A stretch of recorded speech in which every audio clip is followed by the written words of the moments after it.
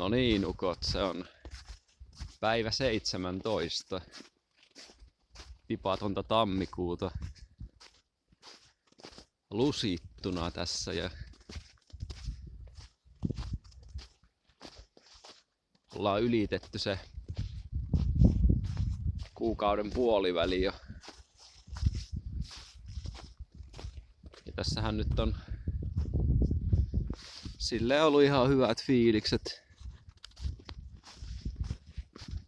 Muutamia tommosia vähän vaikeampia päiviä lukuun ottamatta. Ja nehän oli niinku lähinnä siinä alussa. Niistä kun pääsee sitten ylite ja sehän helpottuu se homma sitten aika lailla. Aiemmin oli ehkä vähän semmoista, että tuntuisi halunnut kelata vasta aikaa eteenpäin tai silleen jopa niinku skipata sinne vaikka seuraavan päivään tai muutaman päivän eteenpäin, niin se sitten helpottuu. Mutta joo, tässä nyt tuntuu siltä, että ei tätä menoa voi pysäyttää millään, koska tää on kuitenkin niin pitkällä jo. Ja tuntuu, että semmonen tietynlainen itsevarmuus on saavutettu tässä hommassa. Ja sitten myös se, kun tuntuu aina vaan helpommalta jatkaa eteenpäin. Pistetäänhän tulet palaamaan näin lauantai-iltana.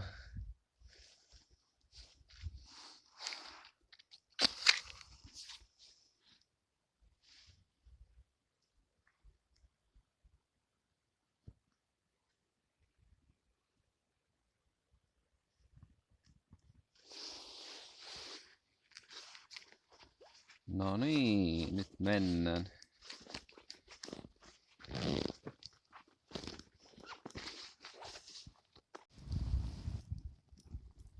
Kaikille vielä, jotka on niinku tässä haasteessa mukana, niin